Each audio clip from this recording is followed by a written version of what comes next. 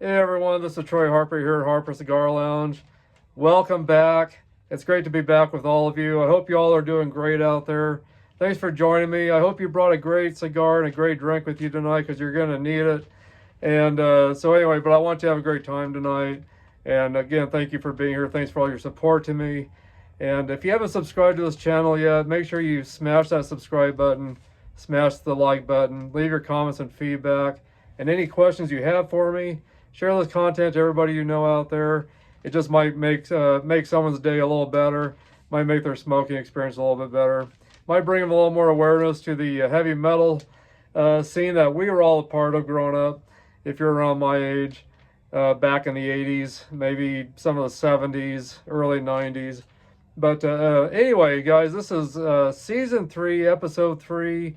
And this show tonight is called It's Christmas Time and the Parents Are in Shock Part 2. So welcome back, and I've got some great stuff for you guys tonight. Gonna start off where we left off from the last show, which was last week. So anyway, I'm really excited to get this going. The cigar I'm smoking tonight is the Southern Draw Jacob's Ladder 5.5 by 54 by AJ Fernandez, and that's this beauty right here. It's got a cedar band or foot band on the bottom there, if you want to call it a foot band, and then just beautiful gold and yellow or gold and blue cigar band on it. There's 2 different cigar bands on there, but just a really beautiful cigar. This was number 3 on my my cigar picks for Christmas. If you watched my Dropping the Ash podcast where I did the top 7 Christmas cigars that I'm smoking this month, this was number 3 on my list of cigars that I wanted to smoke. But anyway, so again, this is the Jacob's Ladder by Southern Draw, 5.5 by 54 by AJ Fernandez, wrappers Pennsylvania, broadleaf USA, binders Ecuadorian Maduro, fillers Nicaraguan, which includes Viso, Jalapa, Seco, Esteli, and Ligero. Medium to full strength. Manufacturer suggested retail price. I'm getting tongue-tied. Manufacturer suggested retail price is $9.99 to around $10.99. Taste notes of black pepper, rich dark chocolate, mixed nuts, and cedar. And this is definitely a full-strength cigar. Make sure with this cigar that you eat something beforehand or have something to snack on while you smoke this. Make sure you have something to drink. Make sure you have plenty of fluids or liquids with you, some water, coffee, whatever it may be that you choose. Maybe some tea. So make sure you do that. Better choice for me with this is coffee or some dark rum or some dark roast coffee. Those are my 2 choices with this cigar. So anyway, tonight I am drinking some coffee, and I'm drinking the Bones coffee, and this is the Sugar Rush Sugar Cookie. That's the front of it right there. Bones Coffee from the Bones Coffee Company. Sugar Rush is what I'm drinking tonight with this. Dark roast coffee with just some sugar cookie taste notes with that throughout it. So I have not had this one yet. This is brand new one to me. It came in my variety pack for Christmas that I picked up. So anyway, but yeah, Sugar Rush. So I thought that might be a good choice tonight with my cigar. So anyway, but let me get this cedar off of it. It slides off real easy, as you can see. And some people use this to light their cigars with, but I'm not going to because there's some tape on that, so I'm not going to use that to light my cigar.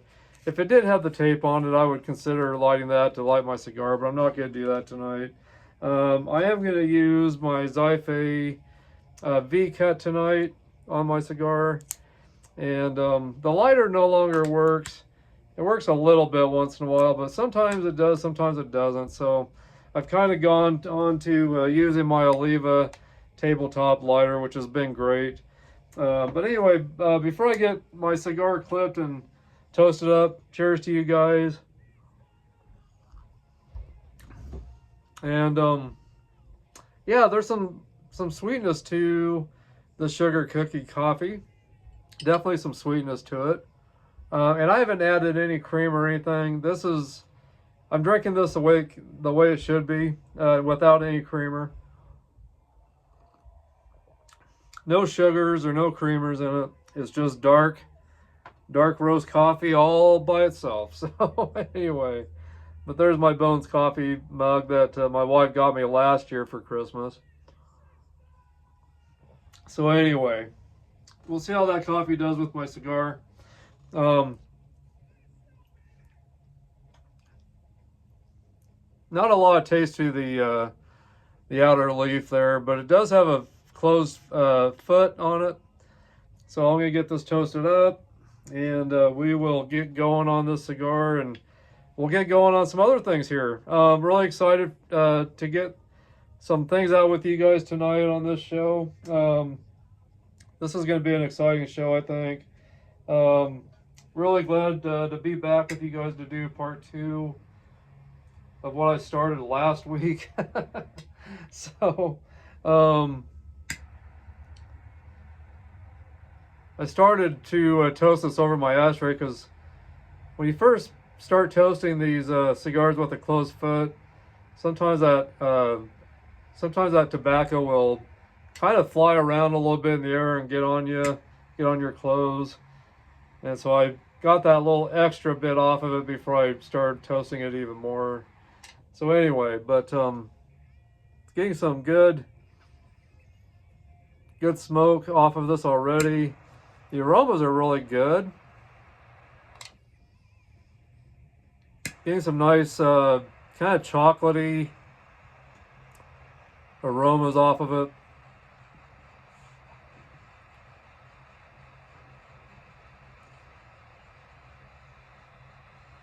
If you're looking for a really good lighter, these Oliva tabletop lighters are great. I got this on the Cigar Place website. I got 2 of them. I bought one a while back and I bought one recently. I paid about $40, I think, for each one. But boy, they've been great lighters. Very dependable. And the butane lasts a little while in them if you get them filled up all the way. But just really dependable. I've used one outside even, and the flame held up fairly well against the breeze outside.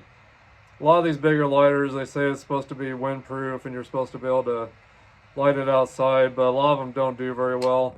But as you can see, this one's got a big wide lid, and right there. And this really does help block that wind. So if I'm lighting against the wind, I will hold it like this. That way the wind is going against that and it's not hitting the flame. Some of the other lighters I've used that are supposed to be windproof don't have much of anything to protect it, to block that wind from that flame. So that's one thing that's been really great about this. It's really got a nice wide lid that you can hold up and it will block that wind very well.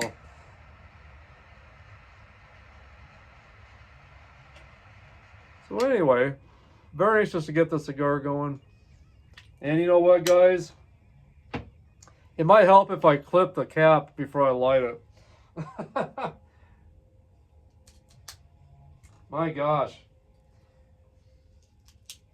There.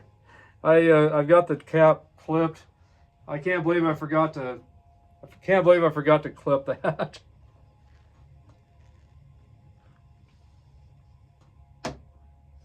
No harm done.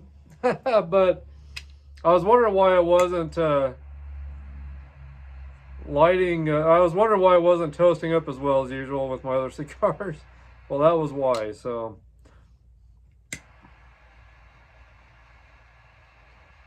there was no way for the smoke to be released. It was all getting caught up inside that cigar because there wasn't no end there for it to escape out of. So So anyway, I'm not starting this off very well, am I, guys? Oh boy. But anyway, boy, getting a lot of pepper, a lot of dark chocolate.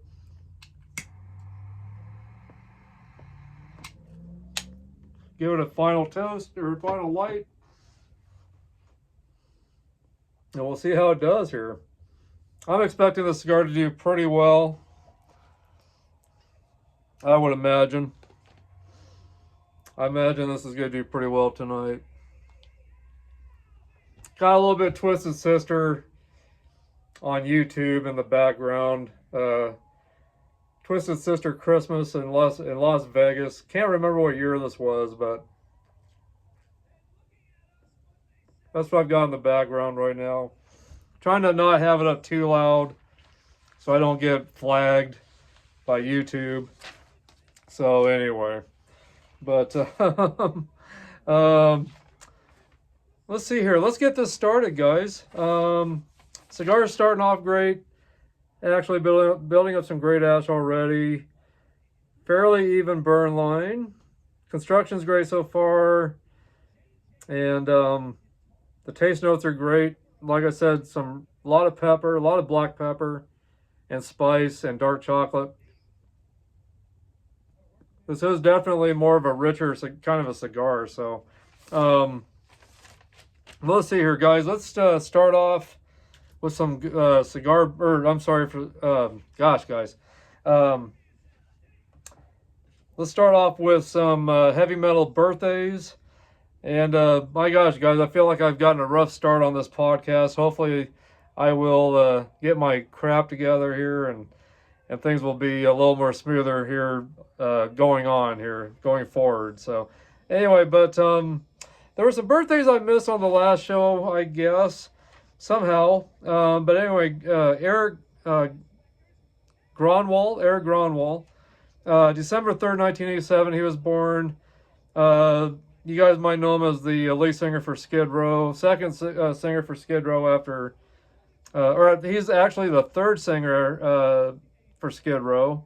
And he's also been doing some solo work on the side now. He's actually left Skid Row due to health reasons, but he's been doing a lot of solo work. And but anyway, yeah, he was born on December 3rd, 1987. He's 37 years old right now. And then we got Timothy Gaines. He was born on December 15th of 1962. He's at the age of 62. He was the bass player for Stryper from the years of 2000. Let's see here. He was with Stryper from 1984 to 1991. And then he was with Stryper in 2003 and then 2011 to 2015. He's also been involved in some other bands, Sin Dizzy, King James, Faith's Edge, and the female singer Irene Kelly, which he actually did marry for a short time. They're no longer married. Randy Castillo from, he's been in the Lita Ford band. He's been with the Ozzy Osbourne band. He's been with Motley Crue, Vince Neil, the Vince Neil Band and Motley Crue, and Bret Michaels, the Poison. He was born on 12/18th of 1950. He passed away March 26th of 2002 at the age of 51. He's definitely missed. One of my favorite drummers. And I know he's a great, my buddy back in South Dakota, Jacob Lee, he's a huge fan of Randy Castillo as well. And I know he probably misses him just as much as I do. So rest in peace, Randy. You're missed, definitely. I definitely miss your drumming and your presence on stage with Lita Ford and Ozzy. And, those are the two that I really remember you from, is Lita Ford and Ozzy. And I remember some of the work you've done with Motley Crue too, but I really remember you with Lita Ford and Ozzy. So anyway, you're missed, definitely. And then we've got, let's see here. We got Maria Brink from In This Moment. She's the singer-songwriter for the band. She was born on December 18th of 1977, age 47. So anyway, so those are the ones that we missed on the last show. And my buddy Jacob Lee brought some of those guys up. I realized I'd missed Timothy Gaines, which me and Timothy Gaines go back a little ways with Striper. I got to work with Timothy Gaines and Striper in '90 during the Against the Law tour, and then I've been around him several times. Other than that, last time I got to see Timothy was in 2014 when he was at the Rock and the Railroad Festival with Striper and a bunch of other bands over in Sheridan, Wyoming. So anyway, that was the last time I got to see him, was in 2014, and then he left Striper in 2015, and then Perry Richardson from Firehouse came in to replace him in Striper, and Perry Richardson is still with Striper, and he's a great guy too. I got to meet him a couple of years ago, or a year ago, maybe it was a year ago. Yeah, a year ago, and I got to smoke a cigar with him and talk with him a little bit. Really, really great guy. So anyway, Perry Richardson, hello to you, buddy, out there. Hope to see you again soon with the guys in Striper. So anyway, so let's get on with the birthdays from December 16th on. The first one on my list is Billy Gibbons. He was born on December 16th of 1949. And of course, he's been in the band ZZ Top, singer, songwriter, guitarist. He's at the age of 75 right now. My dad and my uncle Gary actually used to know these guys in ZZ Top before they made it. They would drive over to Houston from Port Arthur, Texas, where my dad lived. My dad also went to high school with Janis Joplin. And rest in peace, Dad. Miss you every day. Love you. I remember the stories, him and my uncle talking about them going to see ZZ Top in Houston when they were playing the bars and clubs before they made it, and everything. So I'll never forget those stories about ZZ Top that my dad and my uncle Gary told me about when they'd go see them. So anyway, Billy Gibbons, first on our list today. And then we've got Paul Rogers. He's been with Bad Company, The Firm, Free, and Queen. Paul Rogers, great singer. He was born on December 17th of 1949. He's at the age of 75 right now. Definitely loved Paul Rogers when he was with The Firm. I don't know if you guys remember the band The Firm. If you never listened to The Firm, you gotta check that out. Jimmy Page was with them. Chris Slade on drums, that played with AC/DC. That's what I remember Chris Slade from, is with AC/DC and The Firm. I'm trying to remember who else he played for. But anyway, and I'm trying to remember who the bass player was again for The Firm. But I'll never forget Paul Rogers and Chris Slade and Jimmy Page from Led Zeppelin in that band. And I've got their first CD. I don't have the second one. I've wanted to buy it, but it's been pretty pricey, and it's been not in very good condition, the ones I've found. So I've never had a chance to buy the second one, which I wish I would have done that a lot sooner. I've heard good things about it. So I'm going to give my cigar just a little bit more of a light. It's doing okay, but I want to give it a little bit more of a light before I start talking more, so I'm not letting it go out on me here. Give it just a little bit of a light, just to keep it going a little better for me. It's actually doing pretty well.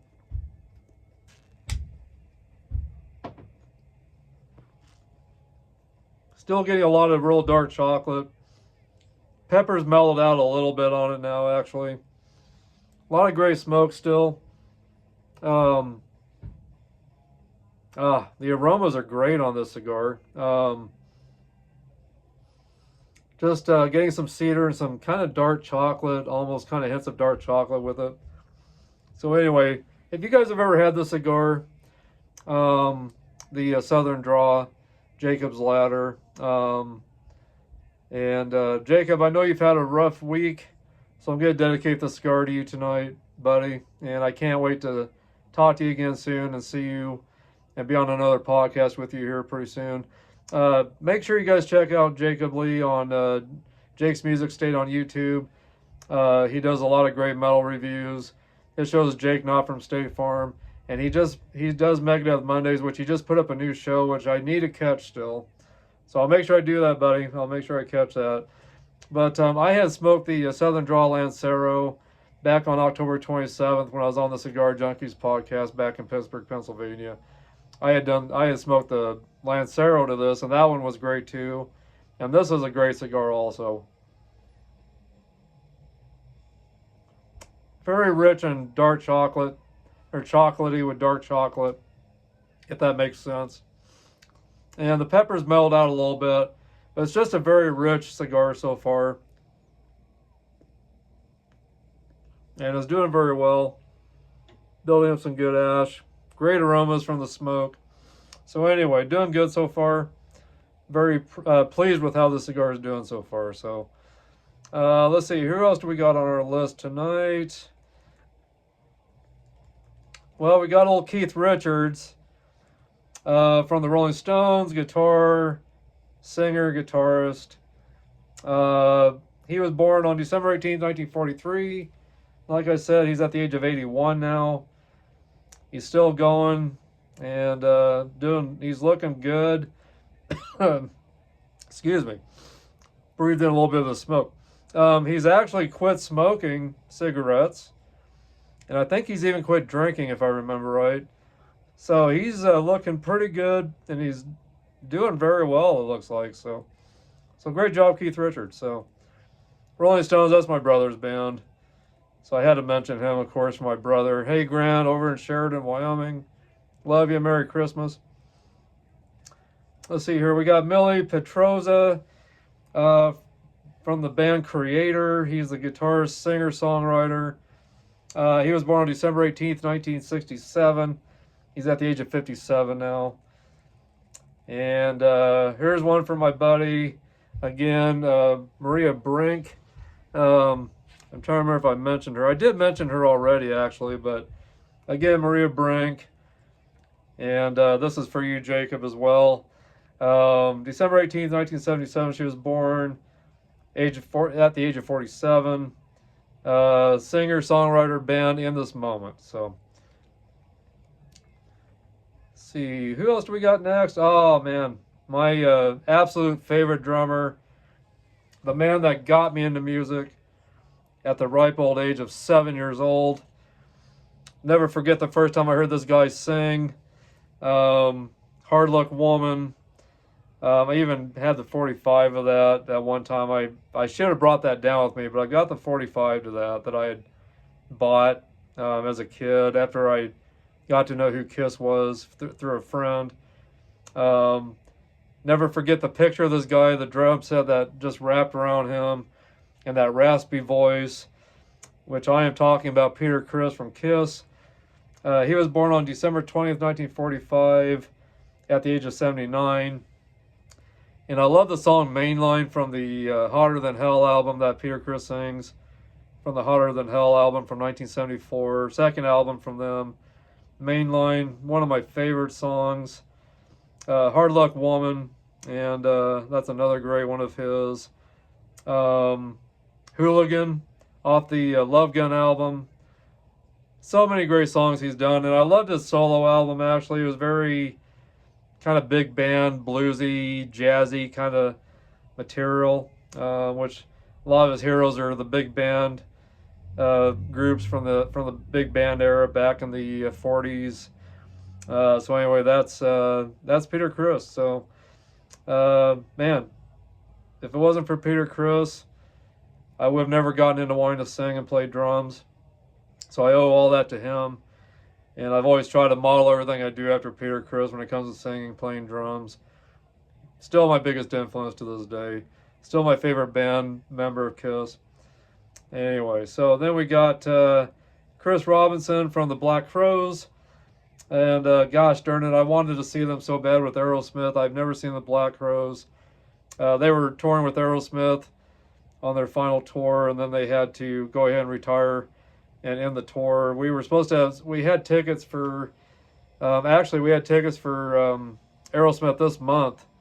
Um, and the Black Crowes were going to be with them. Always wanted to see the Black Crowes. And I was going to go see them in Denver earlier, and I didn't go see them because I knew I was going to probably get to see them with Aerosmith. So I wished I would have went and saw them when they were doing their own tour. So I really regret that. But I know my brother is really disappointed and pretty sad that he never got to see Aerosmith. He was really wanting to see them before they went out. He got into Aerosmith a little bit too late. And I was looking more forward to seeing the Black Crowes because I've seen Aerosmith, a decent amount of times. And of course, I wanted to see them before they went out again, but I was really excited to get to see the Black Crowes. And this year for the concerts I've been to, I've been more excited about seeing the opening acts, minus King Diamond, because I got to go see King Diamond recently with Overkill and Night Demon, and all three of those bands I'd never seen. I've always wanted to see King Diamond since high school. Always wanted to see Overkill since high school. And then Night Demon I had never heard of up until that night, and I'm glad I got to see them. They were excellent. But besides that show, over the years, getting to see Judas Priest and Queensryche opening up, I was more excited about Queensryche opening up. Gosh, I don't know. It's just, I'm trying to think of who else I saw that I was really excited about the openers. Bands I always wanted to see. I've seen so many shows, I'm trying to remember all the groups that I've wanted to see that have been the opening acts that I've always wanted to see. And, they had been with these opening acts or with these main headliners that I've always seen. So I've seen some great opening acts, bands I've wanted to see for a long time. So anyway, but Black Crowes was one of them that I really wanted to see and it just didn't happen. But at least the Black Crowes are not broken up. So I'm hoping that the Black Crowes will be in this area sometime soon so I can go see them.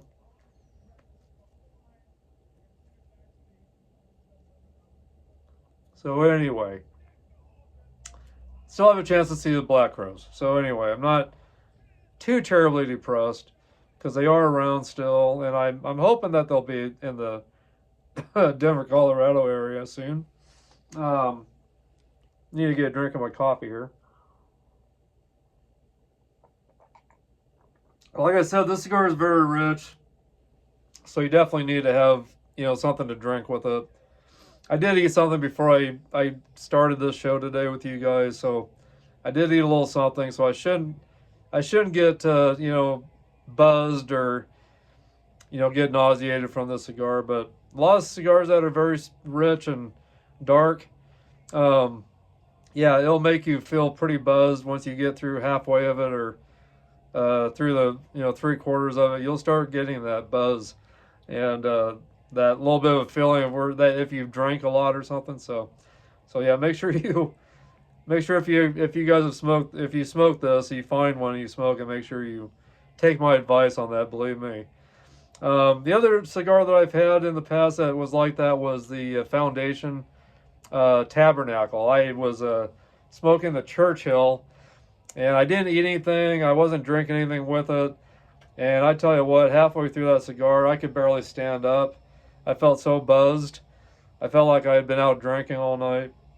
And I got that feeling in my stomach of being nauseated if you had been drinking a lot. So anyway, I learned my lesson on some of these cigars. So anyway, if you guys have had this, like I said, let me know your experience on it. If you've liked it, if you love it, if you hate it, let me know your thoughts on that. So, and please let me know what you guys brought with you tonight to smoke and drink. So, let's see here. Who else do we got? Oh man, love this guy too. Rick Nielsen from Cheap Trick. Got to see Cheap Trick once, and that was back in 2014 at the Rock and the Railroad Festival in Sheridan, Wyoming. They were the headliner, and that was a great show. Getting to see that with my brother was very special. Having my brother get to go back and hang out with me with Lita Ford and Striper, and he had never been around anything like that before, so he was very starstruck. So anyway, so I'm glad I got to see Cheap Trick. Um, they were really, really good, really, really good. So if you ever get a chance to see Cheap Trick, if they're in your area, make sure you go see them. You won't regret seeing Cheap Trick. They put on such a great show. I'm really hoping I get to see them again here pretty soon. I would definitely love to see Cheap Trick again. I really would. So we'll see, if they're ever around in this area. But they were sure good last time I saw them. And during that Rock and the Railroad Festival, it was LA Guns, Vixen. Let's see, LA Guns, Vixen, Winger, and let's see here. And then it was, let's see here. It was, and then Lita Ford, and then Striper, and then Cheap Trick. So it was an awesome day of great 80s metal or hard rock metal. So anyway, Eddie Vedder of Pearl Jam, definitely a band I like out of the 90s. He was born on December 23rd, 1964. He's a singer, songwriter, and guitarist for Pearl Jam. And he's at the age of 60 right now. Let's see here. Love Dave Murray. He's next. Dave Murray was born on December 23rd, 1956. He's the guitarist for Iron Maiden. And he's at the age of 68 right now. Can't wait to see Iron Maiden again. Got to see him this year on the Future Past tour. And that was such a great show. And I can't wait to see them on the Run for Your Lives tour that's coming up, which is going to be their 50th anniversary tour in 2025. Probably won't get to see them until 2026, I'm guessing, because they're going to tour the other states first, and then they'll come to the state, or they're going to tour the other countries first, and then come to the states next. So anyway, very anxious to see them again. Can't wait. And then we got the great old Lemmy Kilmister. Yeah, boy, Lemmy Kilmister's missed. And I've been listening to some of his music today from Motorhead, of course. This is a great album right here. Great. If you're into live albums, this is a great live album. Better Motorhead than Dead Live at Hammersmith. This came out in 2007. It was recorded on their 30th anniversary tour at the Hammersmith Apollo, June 16th of 2005. And boy, what a great live album. Really great live album. There's the back of it. There's all the songs right there. But if you don't have this live album and you're a Motorhead fan, you've got to get a hold of it. There's a little bit of the inside. So anyway, I got one disc in my CD player right now, so I don't have the other disc in there. But really great live album, guys. Live at Hammersmith. But anyway, Lemmy Kilmister, boy. Really respected him because when he got famous and got big with Motorhead, he never did move into a big fancy house or lived fancy at all. He stayed in his apartment in the apartment building that he always lived in. He was just up the block or so from the Rainbow Bar and Grill, where a lot of famous bands have played and hung out. A lot of musicians have hung out in. And I don't know if you guys knew this, but Lemmy Kilmister was a roadie for Jimi Hendrix back in the 60s. I don't know if you guys knew that. But anyway, Lemmy was born on December 24th of 1945. Died on December 28th of 2015. I thought that was really wild. That he was born in December and then died in December, just 4 days later than what the day was when he was born. So yeah, again, he was born on December 24th of 1945, died on December 28th of 2015. He was at the age of 70 when he passed away. He died of cancer. He was born in Staffordshire, England. So, and Motorhead was together from 1975 to 2015. And again, yeah, he was a roadie for Jimi Hendrix in the 60s, which I thought was really cool to know that, to see that he was a roadie for Jimi Hendrix. I'm a huge Jimi Hendrix fan. So, let's see here. Tuomas Holopainen. I don't know if I'm pronouncing that right. He's the keyboardist for Nightwish.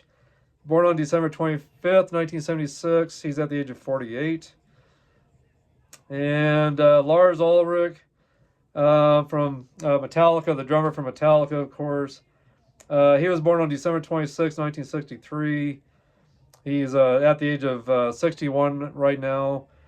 And so anyway, very, I don't know, a lot of early controversy with him on if he was really that great of a drummer or not. I don't know if I'd consider him one of the best drummers out there, but I sure love his stage presence. Love the way he acts on stage. I think he's a great entertainer on stage. But I think overall he's a great drummer. But I don't know if he'd be considered one of the best drummers out there. But he's definitely a great drummer in my eyes. So anyway, let's see. Who do we have next? I'm gonna pass up Chris Daughtry. I don't know if I'd really consider him hard rock heavy. Well, more hard, I guess hard rock, but don't really consider him a part of the metal genre, definitely. Let's see here.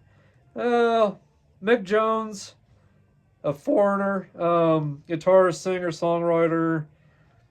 He was born December 27th, 1944. He's at the age of 70 right now. And let's see here. What else do we got? Evan Seinfeld, singer, bass guitarist for Biohazard. I'm guessing he's also the songwriter since he's a singer. I'm sure he's got his hand on a lot of the songwriting. December 29th, 1967, he was born. He's at the age of 57 right now. Let's see here. Tom Hamilton, bass player for Aerosmith, of course. Born on December 31st, 1951. And he'll be 73 years old. So, and is that it on my list? No, it's not. Let's see here. Who else do we got? Oh, gosh. Can't forget this guy. Scott Ian from Anthrax, guitarist. Born on December 31st, 1963. He's at the age of 61. And that is it for our birthdays for December. So anyway, so happy belated birthday to some of these guys, and happy birthday to you guys that are coming up. And I appreciate all of you. I appreciate all the stuff you brought to the table for the music, for the hard rock, heavy metal genre. Thank you guys for all of what you've contributed, what you'll continue to contribute with the metal world out there. So anyway, but I got these off of loudwire.com. So you can go to loudwire.com and check out all the people that I did mention that I really didn't think had a lot to do with the heavy metal genre that I'm used to anyway. Some of you younger guys out there might want to go back and look at some of the birthdays on the December list. Probably some bands that maybe you're into more than I would be. So anyway, let's get into also, well, let me give you an update on this. It's doing pretty well overall. You give just a little bit of a touch up right there. Just a little bit of some uneven burn right here.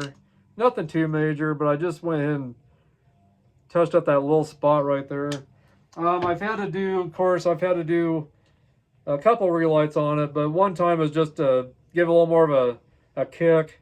It wasn't really burned out on me, but I went in and gave it a little more of a toast just to keep it going a little bit better. And then one time it did go out and I had to relight it, but it seems to be doing pretty well. I meant to tell you, it's just a nice dark oily Maduro wrapper on this, not too veiny. Um, Not seeing any toothiness with it really. Which a cigar that's toothy has little white bumps on it, and that's just where the oils have come to the surface. And if you got a cigar that's toothy and you got a lot of little bumps on it, it just brings out more flavor in the cigar because of all the oils that have came to the surface of the outer wrapper. But construction's great so far. It's not cracking or unraveling. The draw actually is very good. It's not too tight or too loose. And I can't believe in the beginning I toasted and I forgot to clip the end, which I used my V-cut again. But still putting off some great smoke, great aromas in the air of like some cedar and just some hints of some dark chocolate kind of hints, very slight hints of that. Maybe you guys will get something different out of the cigar that when you smoke it, if you do. But let me know your experiences with it. Let me know what taste notes you've gotten, what aromas you've gotten off of the cigar if you've had it. Let me know how it did for you. But so far, probably going to give it probably at least a 95 right now. We'll see how it continues to do. But it's really building up some great ash right now. So anyway, it's doing pretty good. Doing pretty good. So I'm very happy with it. Let's look up some heavy metal news. And then we'll get into some of the other bands that I didn't get to mention on the first show. Let's see here. Heavy metal news. See if there's anything exciting going on out there. I'm going on to blabbermouth.net to see what's all going on right now. See if there's anything exciting to discuss.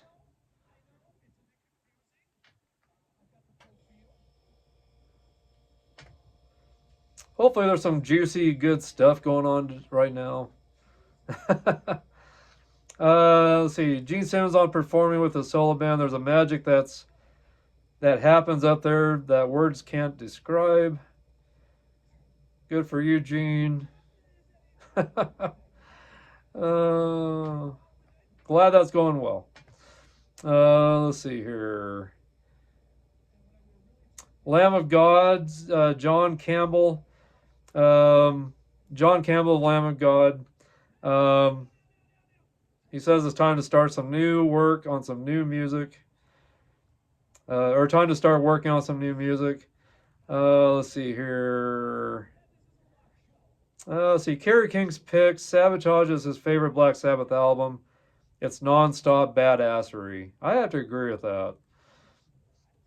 I don't know if that's really news or not. Let's see here. Let's look at this one. Friends gathered to honor Lemmy at Stringfellows ceremony in London. See what that's all about here. See, on Wednesday evening, December 18th, at Stringfellows Gentlemen's Club in London, United Kingdom, friends and fans of the legendary Ian Lemmy Kilmister gathered to celebrate and pay tribute to the Motorhead founder at a rip-roaring toast Latin ceremony, which saw some of Lemmy's ashes permanently placed at one of his favorite places in London. An assortment of guests numbered, an assortment of guests numbering old friends and Motorhead bangers. Witness Phil Campbell, longtime guitarist. Let's see here. Mick Stevenson and Rob Hewick. Let's see here. Mickey D, who had grown up with Lemmy all of his life, also attended. Which Mickey D was, drummer for Motorhead for a little while. He started out with King Diamond. He's been with the Scorpions now for a little while. So anyway, very cool stuff. Let's see. Poison's Ricky Rocket shares a secret to keeping a band together. We'll skip that.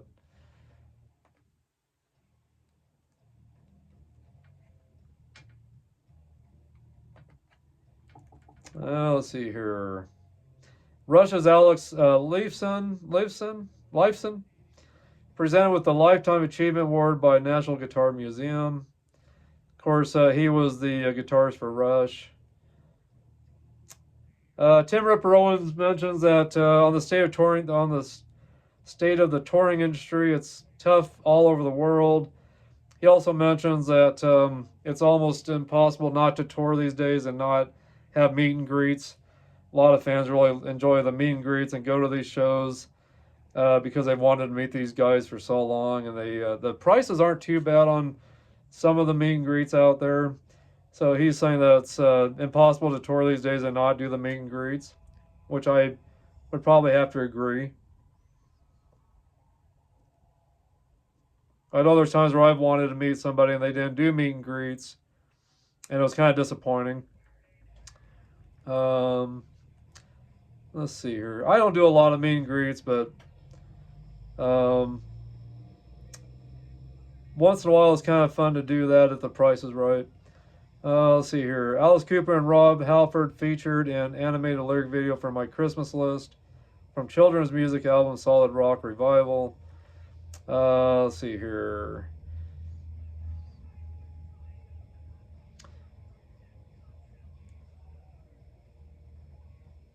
There may not be a lot of stuff going on right now.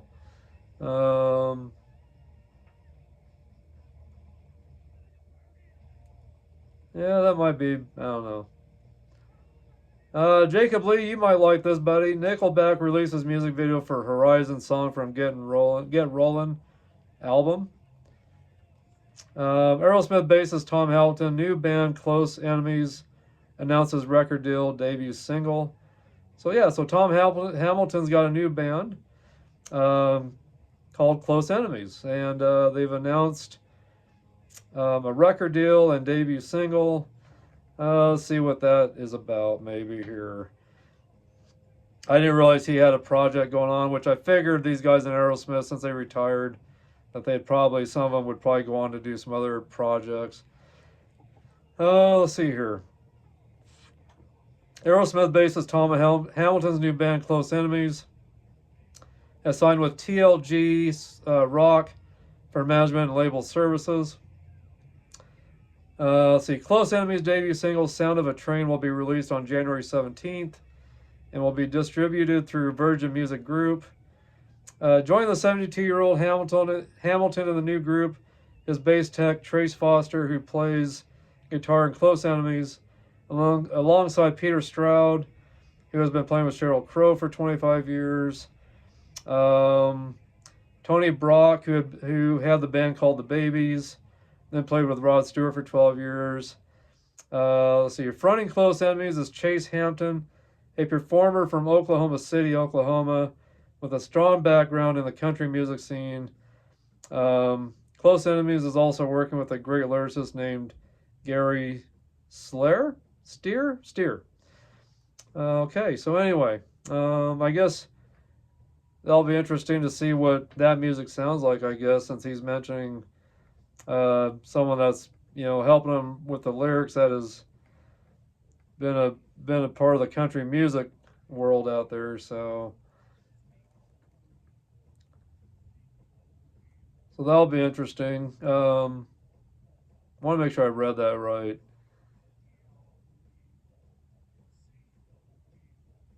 Yeah, anyway, I think that's what they said. This gentleman they mentioned. Oh gosh, let's see here.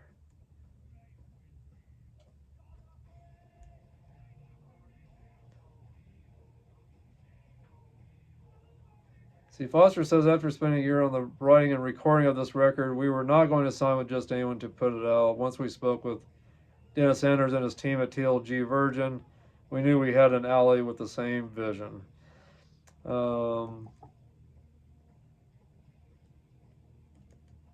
Let's see here.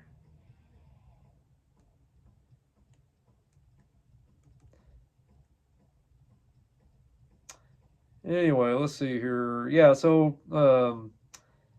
fronting Close Enemies is Chasen Hampton, a performer from Oklahoma City, Oklahoma, with a strong background in the country music scene.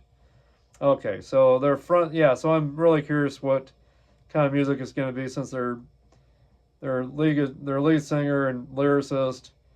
Also, let's see, lyricist named Gary Steer.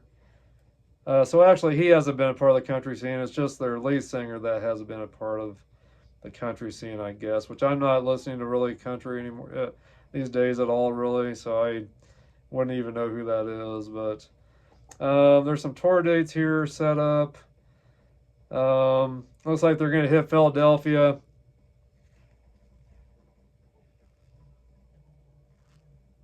January 8th, 2025.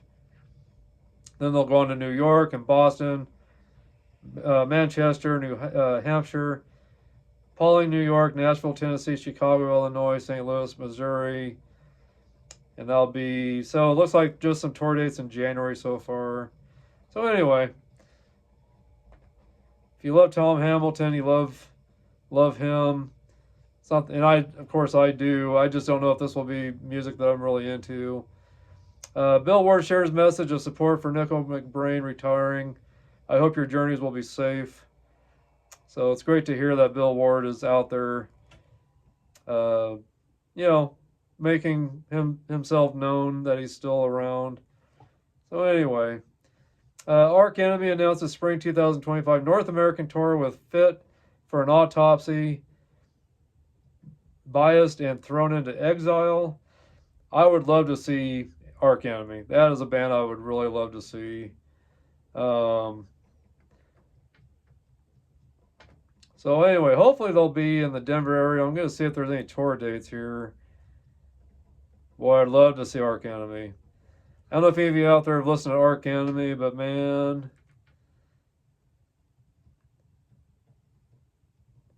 that is a great band right there. Let's see here. Let's see. Oh boy, they're going to be in Denver April 26th at the Summit. Oh boy, might have to check into that one. Might have to check into that. I love Arch Enemy. I don't know if you guys ever listened to Arch Enemy, but if you haven't, check them out. Great metal band. And I didn't get my cigar relight, but I was giving it just a little bit of a touch up. But a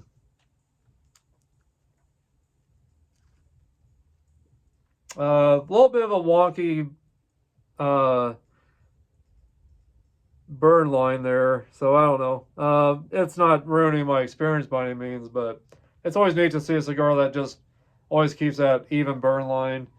This one is not doing that. Off and on it is, and then it kind of gets wonky again, but it's really building up some nice ash. And we'll see if it straightens out. I did give it just a slight little touch up. Yeah, I just dropped an ash.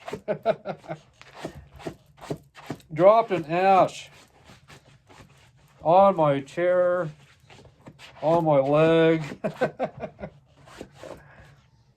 This is the Harper Cigar Lounge podcast, right? It's not the Dropping the Ash podcast, is it? I hope I'm not on the wrong podcast right now. Anyway, no harm done. Nothing burned up, nothing caught on fire. Just got a little bit of ash on me is all. So, anyway, it's bound to happen, I guess, when you're in your own lounge. I knew I should have probably ashed it when it was getting big like that. I should have. I started talking and didn't think about it very well. But anyway, so I'm glad it's building up that ash, so it'll do that. So that's telling me that it's burning well still while it's continuing to build, some great ash on it. That ash was about that long before it fell off, so that was a good sign that it's doing well. Rolled good, when you got some really nice ash building up, it shows that your cigar is rolled the right way and made properly. So anyway, but yeah, check it if you know who Arch Enemy is and you're a fan of them. You might want to see what city they're going to be in if they're near you at all. But yeah, their tour will start April 14th, and it will end, it looks like, a lot of cities through May right now. So got a couple months of tour dates set up. I'm glad to see Denver's on there. Might have to really consider going to see Arc Enemy. My gosh, I've been wanting to see them for a long time. So anyway, that's exciting. I've been wanting to catch them for quite a while. They haven't been in this area, as far as I know, for a long time. So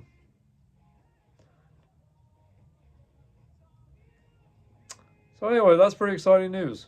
I don't know if any of you guys are Arc Enemy fans out there, but I've become more of an Arc Enemy fan over time. I love female metal singers. So anyway, and of course I can't remember, my gosh, I can't remember the lead singer for Arc Enemy. I gotta look her up real quick. See if I can find them here. I hate it when I can't remember someone's name. So yeah, it's gonna drive me nuts if I don't get her name here. I should know it by now, but I don't. Oh, let's see here. Gosh.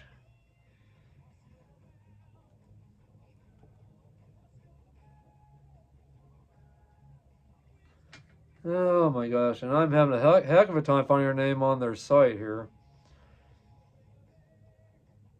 Angela Gassau?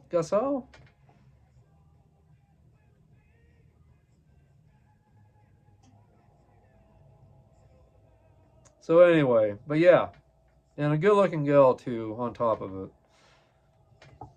Don't tell my wife I said that.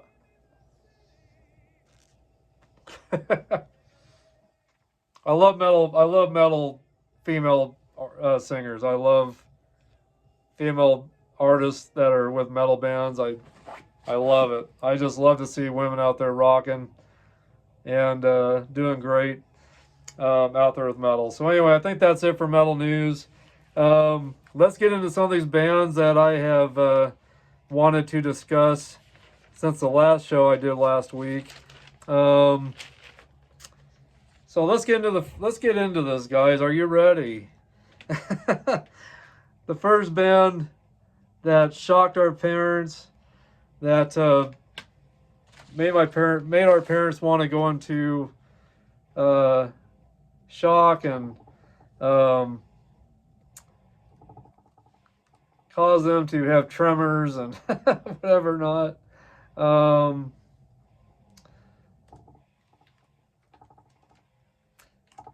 This album here, I was looking up something on them, but this was the first album they brought out. It's just Wasp, self-titled. Was released on August 17th of 1984 on Capitol Records, and again, that was released in 1984, August 17th of 1984. Blackie Lawless on vocals, bass, guitar, also the producer of this album. Chris Holmes on lead guitars, rhythm guitars. Randy Piper on lead and rhythm guitars and backing vocals. And let's see here, Tony Richards on drums and backing vocals. Some of the songs on this was I Want to Be Somebody, Love Machine, The Flame, School Days, Sleeping in the Fire, On Your Knees.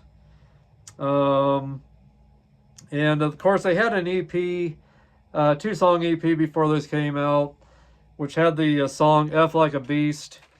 And that really raised a lot of controversy with the PMRC, and ended up being on the top 15 filthy song list. I think that's what they called it, the Filthy 15 from the PMRC back in the 80s.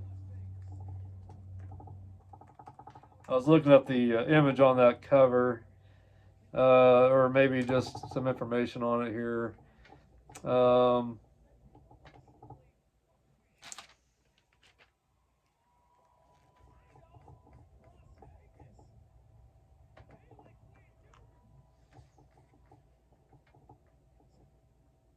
Let's see here. Yeah, so let me show you the image.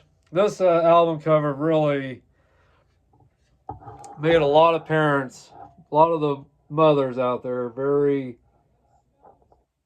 very nervous.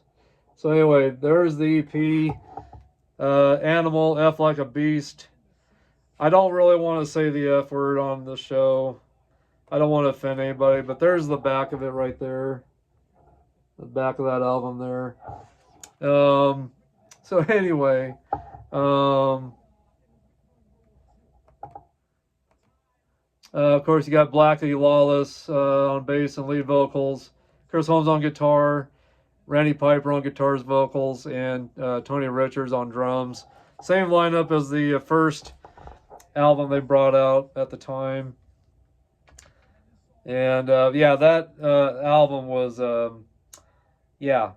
raised a lot of concern with parents, especially the mothers out there. But 2-song EP, Animal Left Like a Beast on side A, and on side B, Show No Mercy. You can get the vinyl and cassette out there, CD out there, but it's somewhat pricey, and it's hard to find a good. It's hard to find a good copy of that. If any of you have that, let me know. So anyway, that's the first one on my list. And just that album cover. This was one of those albums that I didn't want my mom to see, that I had kind of hidden, so she wouldn't take it. But yeah, you got that skeleton on the back, and all the smoke, and you got skeletons and bones laying around from animals and humans, maybe even as well. But yeah, that was an album cover that really did not go well with the PMRC and mothers out there. So that's the first one on my list. Next is Metallica, Kill 'Em All. That's my number 2 pick. This was released on July 25th of 1983 on Megaforce Records. Just the album cover shows a bunch of blood and a hammer and the hand there. So of course it's representing, I don't know if you want to say murder or killing people, whatever. But yeah, that album cover was not popular with the mothers out there as well. Put a lot of mothers into shock when they probably caught their kids with that album in their room, not knowing what to think about it. I guess if I was a mother and back in the 80s and I saw my young kid with this, I'd probably be a little concerned too, I suppose, with that imagery. But anyway, so there's the inside of it right there. You got Kirk Hammett on lead guitar. Let's see here. Kirk Hammett on lead guitar. Cliff Burton on bass. Lars Ulrich on drums. James Hetfield lead guitars, or rhythm guitars, vocals. Kirk Hammett on lead guitar. And he was with Exodus before he went to Metallica. So anyway, that's my number 2 pick right there. And again, that was released on July 25th of 1983 on Megaforce Records.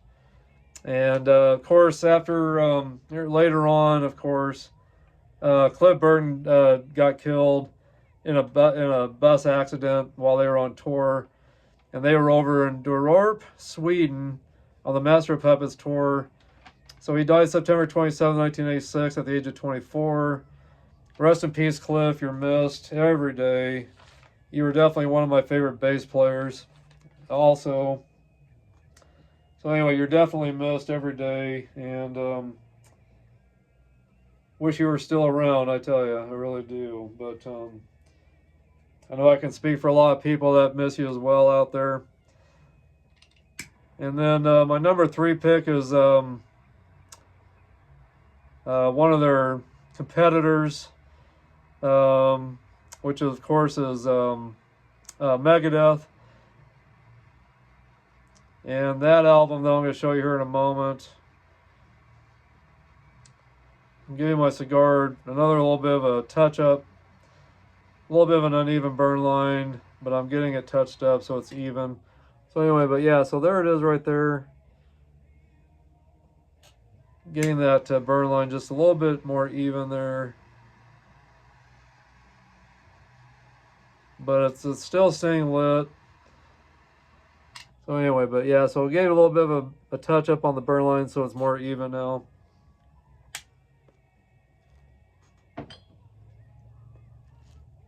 But anyway, this cigar is doing pretty good overall. Probably could drop it to a 94 just because of having to kind of touch up the burn line. But it's still staying put together pretty well. It's, you know, the construction's great. It's not falling apart on me by any means. But we'll see if I can keep that burn line a little straight now. When I smoke my cigars, if they do get uneven, I try to rotate it.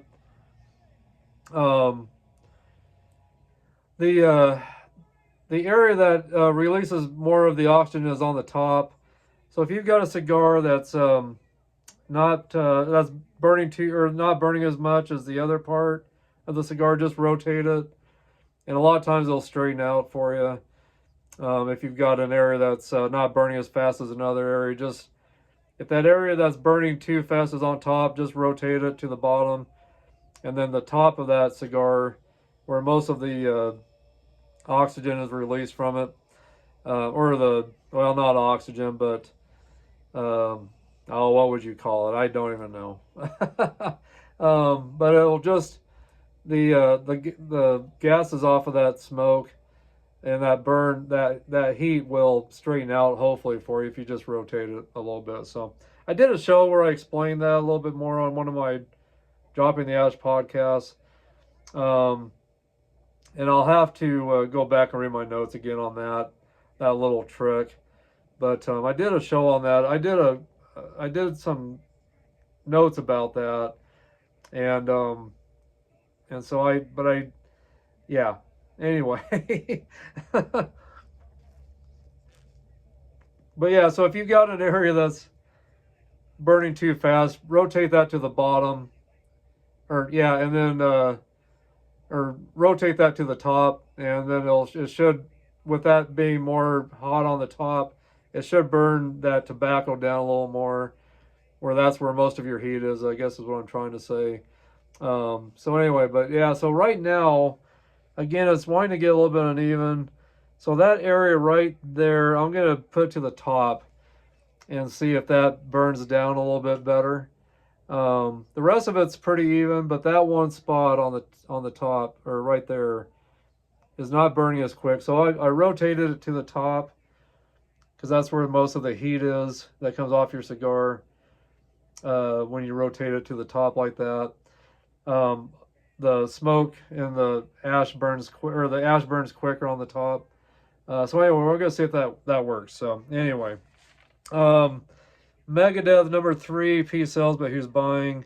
Released September 25th of 1986 on Capitol Records. So there it is right there. You have Dave Mustaine on lead vocals and guitars. You have Dave Ellefson on bass and backing vocals. You got Chris Pullen on guitars and Gar Samuelson on drums.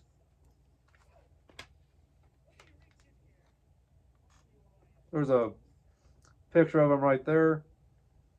Hopefully you can see that okay. Hopefully I've got that in the camera okay. And of course, Gar Samuelson, he passed away here at one time. See, he was considered to be one of the most influential drummers of the thrash metal genre, having pioneered the incorporation of jazz fusion into the subgenre. So, but he died on July 14, 1999 at the age of 41 in Orange City, Florida. So, so he's been away from us for a little while now. So anyway, rest in peace, Gar, you're missed. I know I can speak for a lot of people with you as well. And yeah, again, he died in Orange City, Florida. So anyway, but yeah, he's missed. So anyway, but Megadeth at number 3. Just, you know, the imagery on this, that you know, rattlehead, you know, just, it's just a kind of, parents consider it kind of demonic looking, the way his skull is. you know, with the staples or the hooks in his teeth, and the steel plate over his eyes, or sunglasses, whatever you want to call that, and things put into his ears with chains attached to it, which again represents "Speak no evil, hear no evil, see no evil," is the theme behind Vic Rattlehead. So anyway, but yeah, just some visions of war and destruction, and yeah, some of the mothers out there did not like that imagery. Also, today's standards, it's nothing, but back in the '80s, that was considered to be pretty dark and evil. So it's even got parental advisory on it. And so that, of course, you know, was going to raise more eyebrows with the parents out there, especially the mothers. So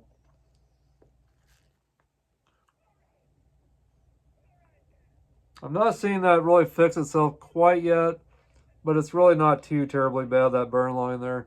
But it's still staying lit and doing well. Still very rich, dark chocolate. Um, some more pepper coming back into the scene again here. But yeah, it's still kind of burning kind of wonky there. I'm hoping that that will fix itself here in a moment. That burn line, since I've got that area on the top of my cigar. Let's see here. Of course, we got Ozzy Osbourne next. Speak of the Devil, which was a album he did. Ozzy did this album doing all the Black Sabbath songs that he was a huge part of.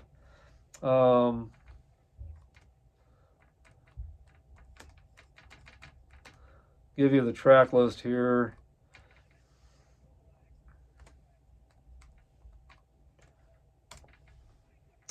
Let's see here. See if I can get the track list up. Okay, here we go. Let's see here. Symptom of the Universe, Black Sabbath, War Pigs, NIB, Snowblind, Fairies Wear Boots, The Wizard, Sweet Leaf, and let's see what else was on here.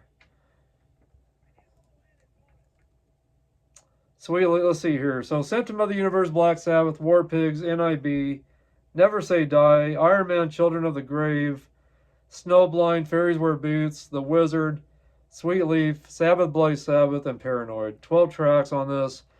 Recorded live at the time, which they had done something during the show that no one else had ever done at the time. So during the Speak of the Devil tour, which was, or during the Speak of the Devil show, which was November of 1982, and this album was brought out on Jet Epic Records, recorded at the Ritz in New York City on September 27th, 1982.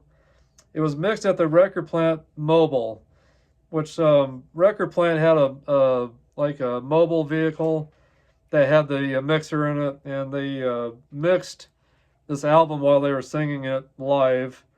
They were doing the mixing on it, and while it was, you know, while they were doing the live show, they were, you know, doing the mixing as they were doing the live show. So, very good album. One of my favorite albums of Ozzy. A lot of the parents did not like Ozzy on the cover of this. Get a better look at the inside of this. Get you a better picture. So here's the picture there. Kind of vampirish looking, monstrous looking. Anyway, so has, I don't know what that is coming out of his mouth. Red, looks like cranberry sauce or something, but probably to a lot of the parents it maybe looked like raw meat or something coming out of his mouth. I don't know. So chewed up raw meat. But anyway, but yeah, he just looks very evil in that picture. And I know a lot of parents were not liking that too well either. And then here's the center of it. And you got, I don't know, you got this guy in this black cape and with, looks like smeared blood around his mouth and stuff. So maybe he just ate some raw meat as well. But anyway, kind of a ghoulish looking figure there. So anyway, but that was you know, that was an album cover that I know mothers were very displeased with, and afraid for their kids listening to this album because of that imagery on it. So anyway, but at the time, during this recording, it was after Randy Rhoads had passed away and gotten killed. But we had, let's see here. Let's get the lineup here.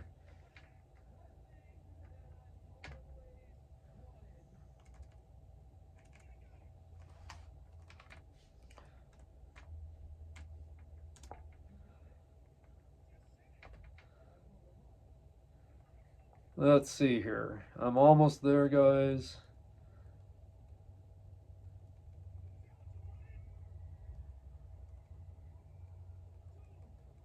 Let's see here. Oh, we had Brad Gillis from Night Ranger that replaced Randy Rhoads at the time. I know Rudy Sarzo was on here before he went back to Quiet Riot. Of course, Ozzy on vocals. Let's see here. So yeah, and then Tommy Aldridge on drums. So that's who I'm thinking of. And then let's see here. Yeah, Rudy Sarzo on bass, Tommy Aldridge on drums. And let's see here. We had Brad Gillis on guitar that, of course, started up Night Ranger. And let's see here. I'm trying to remember the keyboardist they had at the time.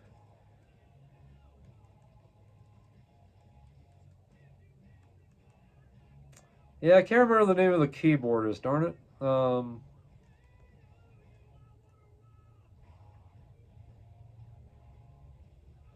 Trying to find the keyboards that they used on this album.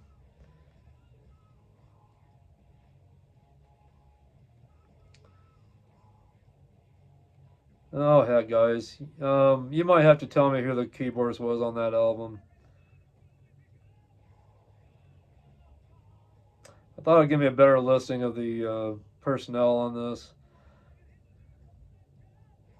Okay, here we go. Let's see. Well, it doesn't say who the keyboardist was on here. I know they had a keyboardist that was touring with Ozzy at the time. But yeah, I can't. They're not listing him for some reason. So maybe I was thinking they had a keyboardist on here, which surely they did. But anyway, maybe not. Maybe I'm wrong. Anyway, we'll move on. If I'm wrong and there was a keyboardist involved in this set, let me know who that was if you guys know who it was. But anyway, I don't want to keep you guys too long trying to figure out who that is. But anyway, that was next on my list, Ozzy, Speak of the Devil. And then next on the list is Van Halen, 1984, released on January 9th of 1984. And you got this little boy angel with a pack of cigarettes smoking, which that did not go well with the parents as well. Anyway, so you have David Lee Roth on vocals at the time. You got Eddie Van Halen on guitars and keyboards.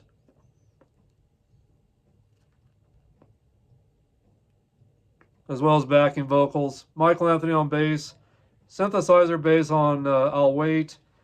And as well as backing vocals. And on drums, Alex Van Halen. And of course, they had, the great song that, they brought out, Jump. The song's Jump in Panama, Hot for Teacher. So anyway, some great songs on that album. First Van Halen album with keyboards in it. And I'm sorry, I forgot to mention some of the songs off of these other albums. But just look them up, the albums I've discussed. If you're curious about some of the songs on the past albums I discussed, look those up. But I meant to list some of the songs off these past albums, so I'll try to remember to do that with the albums going forward. So anyway, so yeah, so that was number 5 on my list, Van Halen 1984. So yeah, and just some of the videos that came off this album. Hot for Teacher, a lot of almost nude women, you know, teaching kids in school in bikinis, stripping and dancing in front of a bunch of kids in school. So if the parents saw that video, that raised more problems with how the parents felt about that album. So I know I really enjoyed it growing up, seeing that seeing the video for Hot for Teacher. That was one of my favorite videos growing up, just because of the women on it. And yeah, so I told my mom that growing up, my sex education was from watching all the hard rock, heavy metal bands on MTV. So that was my sex education growing up, pretty much. So I got into women pretty young, just because of getting into heavy metal, hard rock at a pretty young age, and getting to see a lot of visuals of women with the videos. So anyway, but giving the cigar a little bit more of a touch up here. Yeah, I don't know. It's just burning really wonky tonight, the cigar. But other than that, it's doing great. Construction's still great. Great taste notes.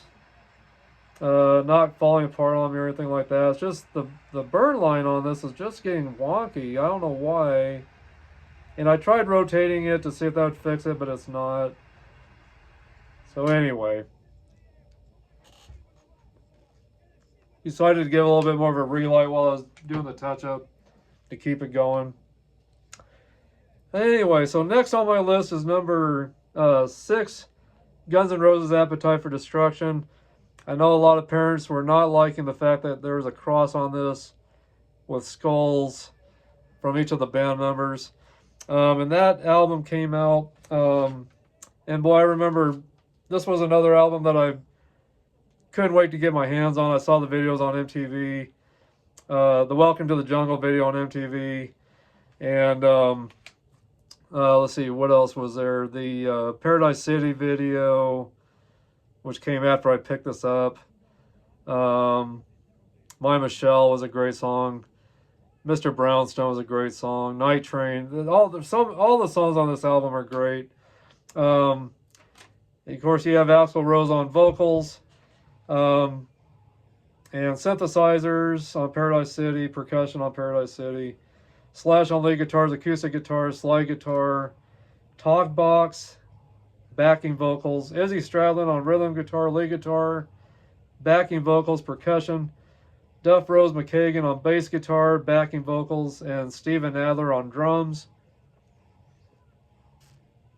And this album was released on July 21st of 1987 on Geffen Records.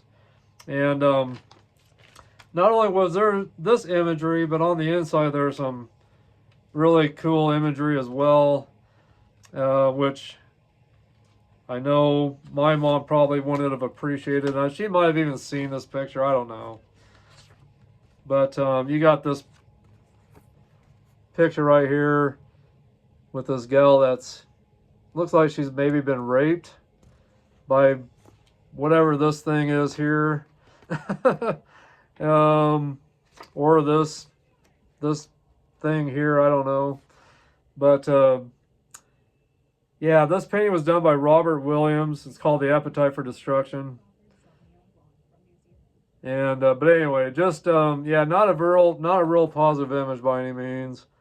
And if your mother saw that image in your album, which I don't know if my mom saw it or not, the cover really wasn't too big of an issue for me and my mom at the time. I was almost graduating from high school at the time, so at this point she really wasn't really concerned with some of the albums I was buying. But if you were younger, you know, maybe 12, 13, or 13, 14 years old at the time buying this, if you were into heavy metal at a young age like that and your mom saw that, she'd probably burn it or throw it away or take it away from you, I'm sure.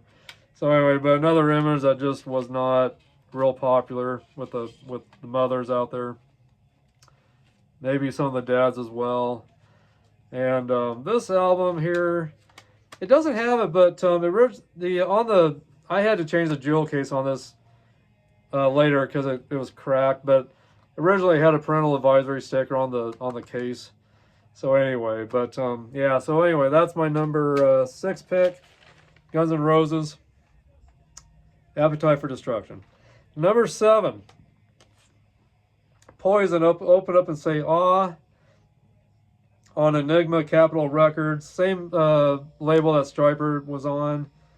Released April 27th of 1988. I don't know if you know, but CC DeVille, I was in this band, was with Stryper for a very short time in the beginning of Stryper forming. He quit the band because he had to drive too far every day. He had to drive from one side of the city to the other side of the city to get to where they were rehearsing with Stryper. So he quit Stryper just because he couldn't afford to drive that much every day. So anyway, so yeah, so you got Bret Michaels on vocals, rhythm guitar, acoustic guitars, harmonica, CC DeVille on lead guitar, backing vocals, and keyboards, Bobby Dowell on bass, Ricky Rocket on drums and backing vocals, and then, but yeah, and then, I don't know, just kind of a party band. Their videos, you know, they had a lot of women in their videos as well, but there's the inside of the cover right there. And this album cover was taken off the shelves and was replaced with an album cover that covered the tongue. It was just all blackened out right here, blackened out above. All you could see was just the eyes on the album cover that they took when they took this off and replaced it. That was the album cover they replaced it with. Yeah, all you could see was just the eyes. You couldn't see anything else on the album. Just the title of the band and the title, or the band's name and the album name. That's all you could see on the cover later. And I used to have the other one, but I don't have that anymore. But I was able to, when they remastered this and brought it back out, they brought back the original cover, which I really appreciated. So anyway, that album cover just really stood out and made me want to buy it before I even listened to it. Which I had the first, which I've still got the first Poison album, Talk Dirty to Me. And so this was the second album. And so I was already knew who Poison was, but when I saw this come out in the stores, I hadn't quite seen the videos yet for it, but I went ahead and grabbed it just because of that album cover. I thought that album cover was just awesome. And then right after this, they brought out another album called Flesh and Blood, which came out in 1990. And I was living in Miami, Beach, Florida at the time when this album came out. The Flesh and Blood from 1990. And this is the original album cover. It had blood coming off of the fresh tattoo. And they took this off the record stands as well and replaced it with this one here. I do have the version where they took the blood off, and I didn't think that was a big deal. I'm not sure why that was such a big deal, to be honest with you. I guess maybe tattoos were looked down upon at the time, with parents not wanting their kids to be encouraged to get tattoos, maybe. But they just did not. I don't know. I don't know what the reason was. I guess they just thought it was, I don't know. Maybe not so much about getting tattoos, but just not liking the bloody image. I don't know why that's such a big deal, to be honest with you. Tattoos were not quite as big. I mean, you didn't see a lot of people getting tattoos at that time like you do now. Tattoos have gotten very popular over the years. But back in 90, that was kind of when you first started seeing tattoo shops opening up. And I don't know. I'm not sure what the message was, with this cover, taking the blood off of it. I'm not sure what that did, why that was such a huge deal. It didn't seem like that big of a deal to me, seeing a little bit of blood off the fresh tattoo there, that image. Not sure what the big deal was, but anyway, that was an image that was not liked, and it was taken off the shelves, and so I don't know. You guys got me. I don't know. You guys tell me. I did mean to show you guys, when I was talking about the Speak of the Devil album from Ozzy, I meant to show you guys this DVD. This is a really great DVD, Speak of the Devil. This was from the Speak of the Devil tour. This was live at Irvin Meadows in 1982. Irvin Meadows, California. And you got Rudy Sarzo and Brad Gillis and Tommy Aldridge and Ozzy on there. Really great show. If you've never seen this concert, I think this is still available out there to buy. I don't think it's terribly too expensive. But a really great concert if you've never seen it. From 1982 on the Diary of the Madman tour. And this wasn't too long after when Randy Rose got killed. But Over the Mountain, Mr. Crowley, Crazy Train, Revelation Mother Earth, Steal Away the Night, Suicide Solution, guitar and drum solos, Goodbye to Romance, I Don't Know, Believer, Flying High Again, Iron Man, and Children of the Grave, and Paranoid. Great, great show, guys. If you've never seen that, you got to get a hold of it. One of my favorite concert videos. And then next on my list was Def Leppard, Pyromania. And I don't know, this one wasn't a terribly too bad cover, I didn't think, but I know parents didn't like us listening to this either, from what I remember. It's just, the name Pyromania, Pyromania is about someone that likes to set things on fire. And so, of course, it shows obviously someone that's a communist. You're shooting things into this building to catch it on fire. Which I don't know. This album cover, of course, it brought it brought a bad taste into parents' mouths. I just remember parents talking about this album, and this is the deluxe version. Actually, it's got an extra disc on it, live from the LA Forum in 1983. Really great show. It's an audio. It's not DVD, but just a really great live concert on audio. But this book that it comes with, a lot of great photos in it from that tour, and just a lot of great. There's Steve Clark, that's no longer with us. A lot of great photos in here. Really love this album and all the extras in it. Just love all the shots from the videos. Band image, shots of the band live, and yeah, just a lot of great photos in here. There's that, but great album. I love the Pyromania album. They were big with High and Dry previous.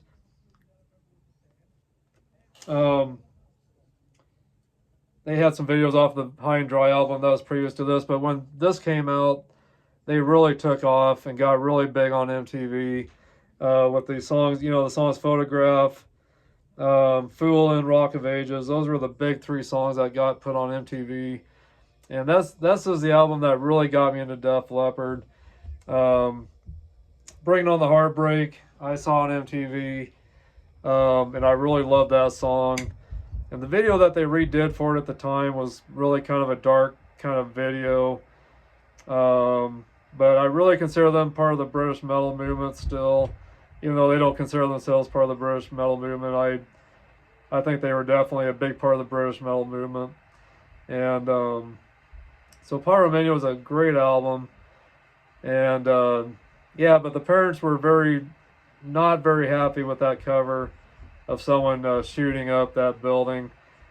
Then of course, I don't know how Def Leppard feels about that cover these days, but I know when 9/11 happened and the terrorists flew their planes into the buildings, which killed a lot of people. I don't know if Def Leppard ever looked back to that album cover and wonder if there's any similarities to what happened at 9/11 and what's happening here on this album cover. I don't know. That's just my own thinking. I just wonder if they ever thought about that. And I don't think this album had anything to do with any of that, believe me. Don't get me wrong. I don't think this had anything to do with it. This was so long before 9/11, way before that. But I'm sure, I'm sure that a lot of others were not happy with that cover. I know I heard parents talking about that album cover, and kids I hung out with that we had grabbed a hold of that album, and parents of kids I knew would take it away from them because they didn't like that cover. And then later in 1987, you got Hysteria, which with a lot of religious people, they thought that was meaning the all-seeing eye with the one eye inside the triangle there. Was trying to say that Def Leppard um, was a part of the that group, the New Age, or the group where they oh gosh, where they I'm trying to think of the name of that group that believes in that imagery with the all-seeing eye, that the eye that sees, that's overlooking the whole world. And I'm trying to remember what they called that at the time. Oh shoot, I wish I could remember what they called that. The all-seeing eye. I wish I could remember the name of that dang group that really believed in that. There's been a lot of controversy with it, but I can't think of what that group is called. That's supposedly behind that whole image of the all-seeing eye. And I know there's a lot of predictions in the Bible about a one world nation where there's one world government, or one government for the whole world and everything. And but darn, I wish I could remember the name of that group. If you guys know the name of that group that's a part of all that, let me know what that is. Hopefully I can think of that group. It's going to drive me nuts now. But anyway.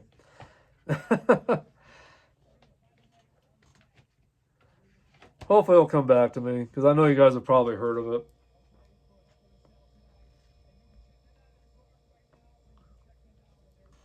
Scar's doing well. It's burning down, getting into the last third. Still a lot of great taste notes of dark chocolate and some spice and pepper, some leather, some cedar I'm getting with it. I'm also getting almost like a dried prune or some kind of taste note with that as well. So we're nearing the end of our list here. Next on my list is Judas Priest, and there is a lot of controversy with their albums. You've got this one here. This is the let's see here. This is the Stained Class album, released on February 10th of 1978. Did I mention when the Pyromania album was released? Let me see here. I can't remember if I mentioned that. Pyromania was released on January 20th of 1983, if I didn't mention that, on Vertigo Records. And then I wanted to mention that, Steve Clark had passed away after the Hysteria tour. He died on January 8th of 1991 in Chelsea, London. He is in the Rock and Roll Hall of Fame along with Def Leppard. And then I didn't know that on the Pyromania album that Pete Willis did all the rhythm guitar work on that album. He was fired in the middle of that recording of the Pyromania album for excessive drinking, which they saw it was hindering his guitar playing, so they fired him. And that's when Phil Collen came in. But yeah, so I meant to mention the guys in the band: Joe Elliott on lead vocals on the Pyromania album, as well as the Hysteria album. Joe Elliott on lead vocals, Steve Clark on guitars, backing vocals, Phil Collen on guitars, backing vocals, Rick Savage on bass and backing vocals, and then Rick Allen on drums, backing vocals. And Pete Willis, that was their main lead guitarist, which was fired and replaced by Phil Collen. Yeah, so Pete Willis did all the rhythm guitar work on the Pyromania album. I didn't know that until just today. So anyway, but going on, Judas Priest, again, Stained Class, released February 10th, 1978 on Columbia Records. Rob Halford on vocals, K.K. Downey on guitars, Glenn Tipton on guitars, Ian Hill on bass, and Les Banks on drums. Just the imagery there, taken a lot of different ways. I thought it, for the longest time it was like a steel blade going through this guy's head or whatever, but and I still don't know if that's what it really is.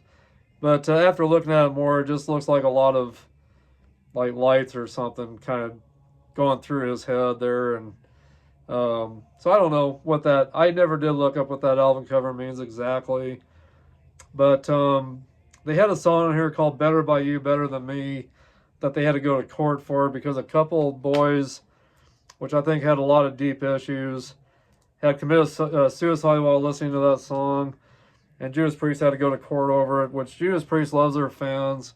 I know they would never do anything to hurt their fans, but they did win the court case, saying that the song did not cause it. It was the parents that took Judas Priest to court over it at the time, which they didn't go to court until later. It wasn't until a few years later, so after this album was recorded, that they ended up going to court over it. But the beautiful song, Beyond the Realms of Death, really beautiful song on this album. And then, of course, Better by You, Better Than Me is a great song, too, I think. Exciter, great song. White Heat, Red Hot, great songs on this album. But yeah, Beyond the Realms of Death is a beautiful, beautiful song. And just a really, one of my favorite songs from Judas Priest. So anyway, so first one is Stained Class. And then you had British Steel that came out in 1980, released April 11th of 1980 on Columbia Records as well.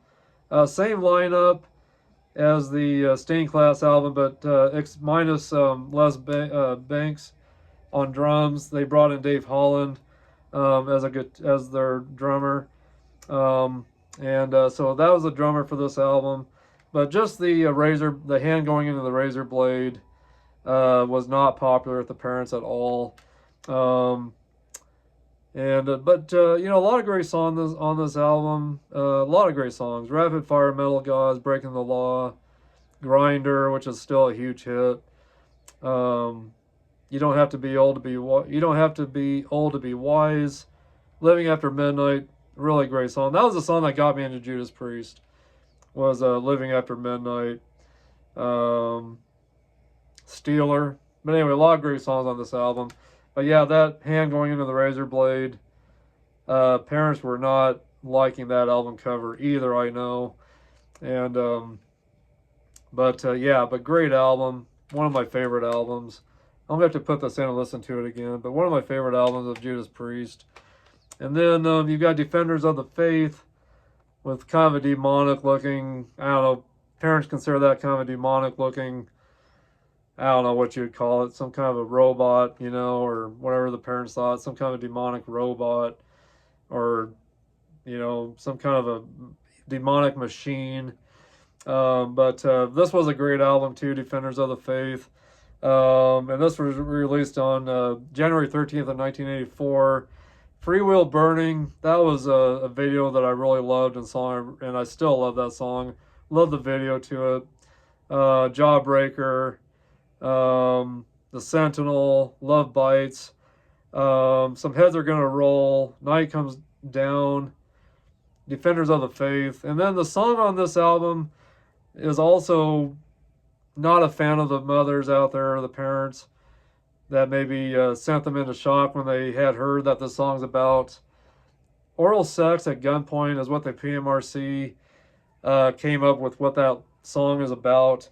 I don't know if that's really what that song's about, but I don't know if it's really about that or not. I kind of doubt it, but the PMRC always had their interpretation of what songs meant. They went after Twisted Sister and Dee Snider with a song called Under the Blade, and told everyone that it meant sadomasochism. I hope I'm pronouncing that right. Which Dee Snider said that it was not about that at all. So anyway, but that was another imagery and album with the song "Eat Me Alive" that really raised a lot of concern with parents. So But anyway, one of my favorite albums from Judas Priest, definitely. I got the deluxe edition of this that's got a live concert on it also. But anyway, so yeah, Judas Priest. So anyway, and then later on, you've got Jugulator. That came out in 1997, October 16th of 1997 on SPV Records. This was the first album that Judas Priest did without Rob Halford. Robert Halford went on to do some other projects at the time. This album has Tim Ripper Owens, which me and my buddy Jacob Lee got to graciously meet and hang out with for a little bit back over in Denver, Colorado, during the KK's Priest tour. That was with Accept. But that album cover in the 90s probably didn't go over great with parents that are maybe very religious or don't want their kids listening to anything that's considered violent. But anyway, this originally had a parental advisory sticker on it as well. Some of the great songs on this is Jugulator, Bloodstained, Death Row, Burn in Hell. God, I love that song. Got to hear them sing Burn in Hell and at the concert when we went and saw KK's Priest.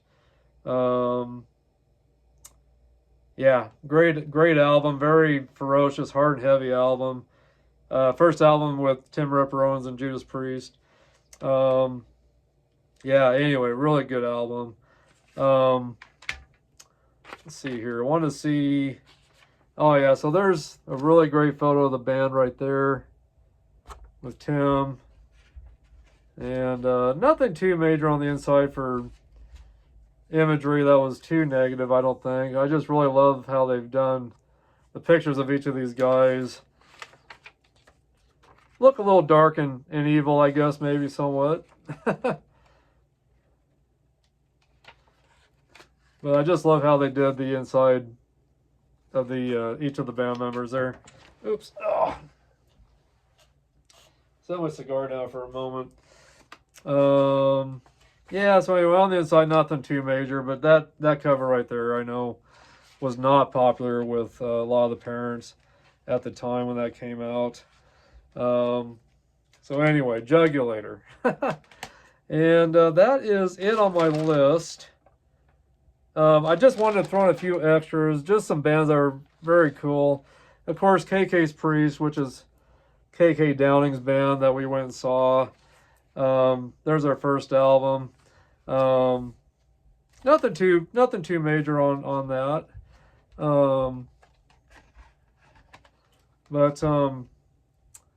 But yeah, I just wanted to show you guys this album. This is a great album by KK's Priest that KK Downing from Judas Priest started up. Sermons of the Sinner, really good album. And then the next one they brought out is Sinner Rides Again on Hellfire Thunderbolt Records. This came out in 2023. This one came out in 2021. And the band members, and I'll show you this, got a couple autographs at the show. Tim Ripper Owens and AJ Mills right there again. Got some autographs there. Very cool. It was great to hang out with Tim Ripper Owens. But KK's Priest, of course, is KK Downing on guitar, Tony Newton on bass, Tim Ripper Owens on vocals, AJ Mills on guitar, and Sean Sig on drums. But just some really cool imagery on the inside of this album I wanted to show you.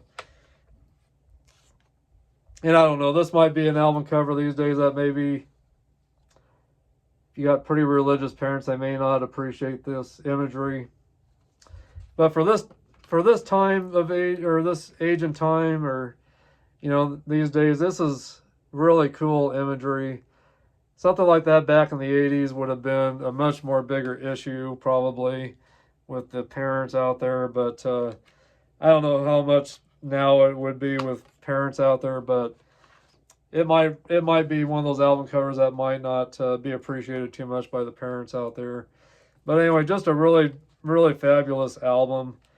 Both of these albums are really, really good albums. If you're a fan of Judas Priest from the 90s era, that around this time, you're gonna love these albums. They're just ferocious and kind of gothic sounding in some areas. You've got some kind of, I don't know, some children singing and some choir kind of stuff that's kind of eerie sounding actually. But just a lot of great sound effects in these albums. Throughout the album, some great sound effects that just really, really get you into the album more. And just some of the songs are just great on these albums. Some ferocious songs, just hard hitting kind of songs, and then you got songs that are a little more mellowed down. But just great albums. You will love these if you love 90s Judas Priest, or any of the Rob Halford kind of era of Judas Priest in the 90s. Just a lot of fast and ferocious kind of songs. Just really great songs. And then you got a band here called Sabotage that I've loved for a long time. This is the Hall of the Mountain King. Produced by, let's see here, I'm sorry, let me back up. Let's see here. This band was originally called Avatar.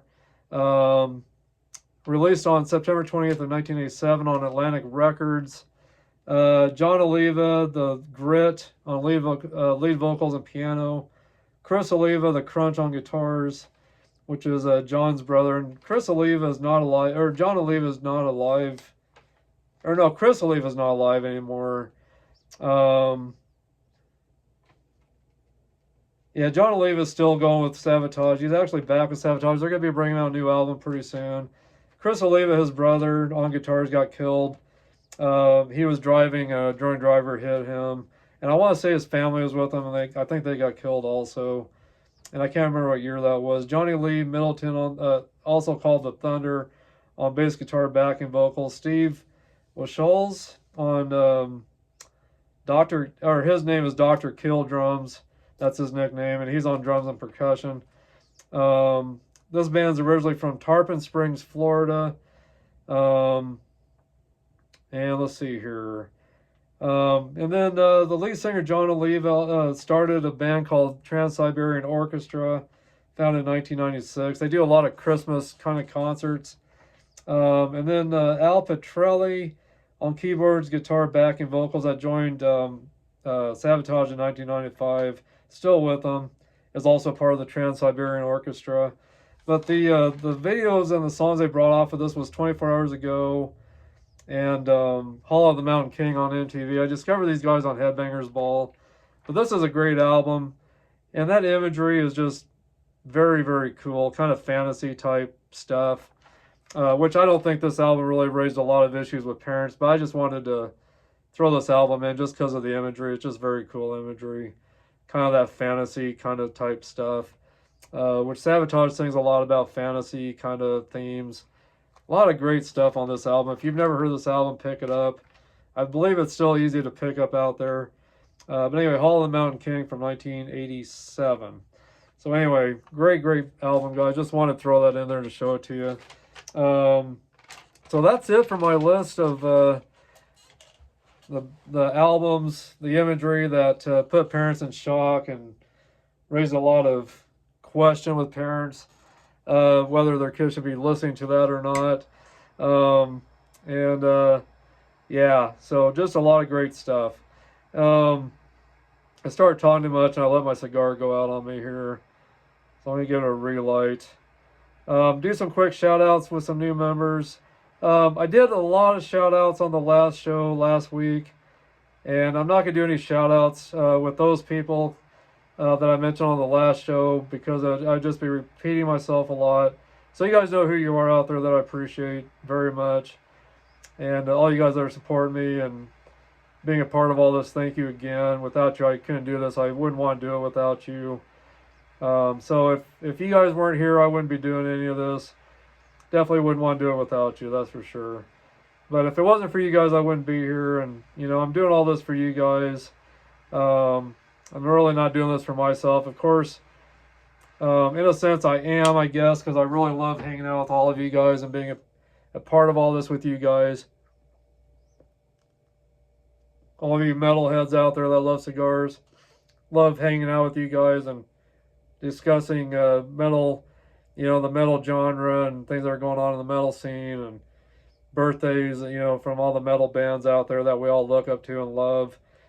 And discussing a lot of different subjects concerning the heavy metal genre, hard rock heavy metal genre. So I really love discussing all this because these are my two passions, cigars and heavy metal hard rock. My two passions, definitely. And yeah, I really love discussing that. And all of you guys that appreciate heavy metal and cigars, even some of you younger guys out there, younger women that are getting into the heavy metal scene, maybe through hearing music that your parents have that grew up in the 80s like I did, 70s, 80s. So anyway, I just love going to concerts like I've talked about in the past and seeing a lot of the younger guys there at these concerts. I've been to Judas Priest concerts, the King Diamond concert I just went to with Overkill. A lot of younger guys, a lot of younger women wearing a lot of the metal jackets, and I just love seeing that because the music these days is just crap in the States anyway. Metal is not the music that's been adored by the States like it is over in other countries still. Uh, the United States goes with whatever kind of music that comes out that they think will, reach kids, but which I guess is okay. There is some good music out there. I just don't know what you really consider music. What kind of genre it'd even be these days. I just don't know. I really don't know what music's really considered these days. You got country music that sounds more like the pop music. You got the pop music that could be considered country as well. You've got just a lot of groups in the States that are just very popish. And I don't even know what you consider the music these days, but I love the metal scene, and that is still what is left of the metal scene in the United States. I just love seeing all the younger kids getting into it and saying screw all the other music and getting into the metal scene. But over in other countries, over in Sweden and Germany and England, heavy metal is, even Mexico and Spain, all these other countries, heavy metal is still adored very much, and it's their main music that they really gravitate to. And so I really love that. I just hope the States will get back to that, where they embrace metal like they should be again. So anyway, but want to see who we've got new on the Harper Cigar Lounge Facebook page. See what new members we got here. Trying to find some new members. See what I can find for new members here. Definitely want to recognize all the new people out there that are signing up and joining and catching on to all this. Let's see here. Got William Berry, Greg Williams, Williams Brown, Janelle Williams Werner, which I know Janelle. She's back from Torrington, Wyoming, where I used to live. So hello, Janelle. Thanks for being here. Thanks for being a part of all this. Appreciate you. Appreciate all of you other ones that are signing up to this. Let's see here. See if I can find some more people here. Let's see here. Matthew Noker. George Acampo Jr. Aragon. Chris Coulter. Anna Chin. Harrison Peter Ray. And these might be some of the people I mentioned last week. Let's see who else we got. Eduardo Texador Jr. I think I mentioned him last week also. But anyway, we got a few new members, it looks like, and we are up to, let's see how many members we got now.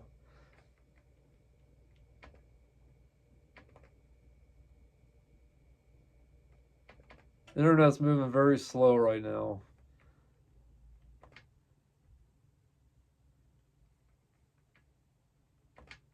Huh. I think I've lost connection with our internet. Um, yeah, it looks like I've lost connection here. So, um, yeah, maybe it's coming back. Let's see here. Trying to see how many members we got now. I think we got 1,821 members now, if I remember right.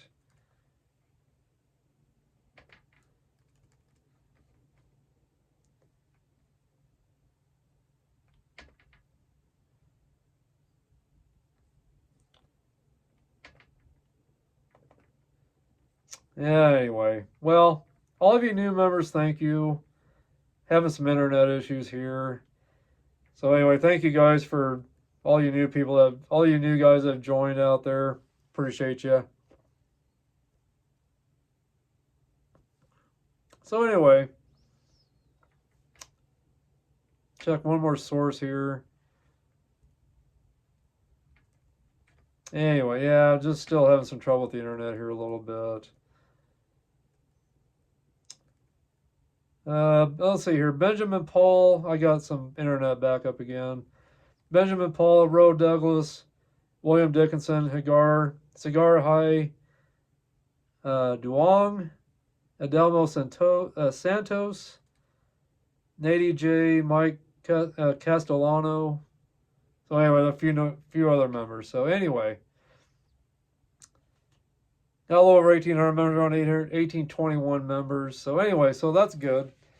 Quite a few members still on the Harper Cigar Lounge group page on Facebook. So thank you all of you guys for your support. Appreciate you. And all of you out there that I mentioned on the last podcast, part one of this series, go back to the ending of that last podcast and you'll hear all the shout outs that I did with everybody.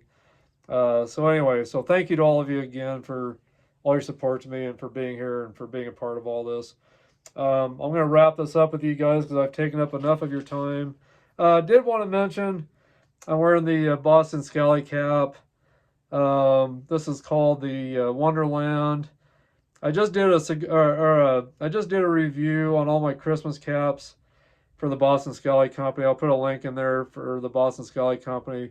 But check out my review that I just put up. That just came up last night, I think. So check out that review on all the Boston Scally Christmas caps. A really great company. If you're looking for caps for every day for dress, these caps do it all. Summer, winter caps. They got caps for every holiday, for every situation, or for every occasion. They've got a cap for it. So, but anyway, just really great caps. Check out that that review that I did just now. That came up last night or this morning. I'm trying to remember. I think it came up last night. So anyway, check out the Boston Scally Company. Just great quality caps. I love them. I've got about 25, 26 different caps that I've been collecting over the past 2 years now. And they just go great with, if you got a beard, a long beard, or any kind of beard. They just go great with you if you've got a beard. So they just, for some reason, just really compliment guys with beards for some reason. So anyway, guys, so check them out. And then there's a couple great groups on Facebook. If you're into these caps, let me know. But there's the Boston Scally Mafia and the Boston Scally Crew. Two great Facebook group pages for guys that are into these peaky caps, flat caps, newsboy caps, whatever you want to call them. But there's a great couple different groups for guys that, women and guys that are into these caps. I'm a part of these two groups, and just a lot of great people on these groups. So if you're into these caps, let me know. If you own any of these, let me know. If you've thought about buying one, don't stay on the fence about it. You're gonna love these caps once you get into them. You're gonna love them. So anyway, guys, but cheers to you guys again. And again, I'm drinking Bones coffee. Oh, and before I go, I gotta feature this Christmas album here. I don't really own any Christmas albums too much, but what I do own, I've got some, heavy metal stuff. And I showed one Christmas heavy metal album on the last podcast. I showed the Rob Halford Celestial Christmas album on my last Drop in the Ash podcast. This one here is called A Very Metal Christmas. And it's got Tim Ripper Owens. Great image right there. Not sure too many parents will love these images since it's to do with Christmas, but got some kind of Iron Maidenish kind of images on here. But anyway, a very metal Christmas. First song on here is All I Want for Christmas Is You. Tim Ripper Owens singing on it from Judas Priest, from KK's Priest. He sang for Yngwie Malmsteen. Also, David Ellefson is on this. Number 2, Rockin' Around the Christmas Tree, Sherry Curry from the Runaways, Tracy Guns from LA Guns, Feliz Navidad, Stephen Pearcy from Rat, Vinnie Moore, and we got Carol of the Bells from Chris Poland that used to be with Megadeth, Last Christmas, Graham Bonnet, Mick Box, Please Come Home for Christmas, Carmine of Peace, Ty Tabor, Paul Shortino, Phil Salson. Number 7, White Christmas from the Bullet Boys. Christmas Eve, Sarajevo, I think is how you pronounce that, 1224. George Lynch from Dokken, also with Sweet and Lynch. Merry Christmas, everybody. Let's see, Kim McAuliffe and Cliff Evans. Santa Claus is coming to town from Paul Di'Anno. Rest in peace, Paul Di'Anno. We just lost Paul Di'Anno, ex-singer for Iron Maiden, off the first 2 albums, Iron Maiden and Killers. Happy Holiday from Enough's Enough. Sleaze Rock Band, Enough's Enough. Glam Metal, Sleaze Rock, whatever you want to call them. Little Saint Nick from LA Guns. Another band considered glam metal, sleaze rock. And then Donner and Blitzen from Thor. I've never heard of Thor, but this whole album's really good. Just really fun to listen to. Good rockin' tunes. And there it is again. A Very Metal Christmas. This came out on Cleopatra Records in 2023. But just love the imagery. If anything, I just love the imagery. So, very cool Christmas album. Just very fun to listen to. And then if you guys are getting into cigars and you're new into cigars, check out Cigar Aficionado. This has everything you need to stay up in with the cigar world out there. A lot of great images in here with cigars, spirits, vacation destinations. They've got interviews with movie stars, sports figures that are into cigars. A lot of reviews on cigars, spirits advertisements, and just a lot of great stuff in here. So I won't get into this because I'm running out of time, but I'll just give you couple little examples of what it looks like on the inside of this magazine.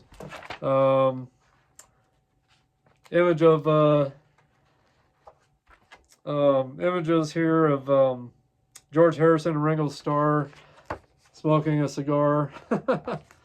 Let's see here. See what else we got. We got, advertisements for watches. Sports figures, actors that are into cigars. Them discussing what cigars they're into. Let's see here. I know I saw a page with some cigar reviews here. Another advertisement of Fuente cigars.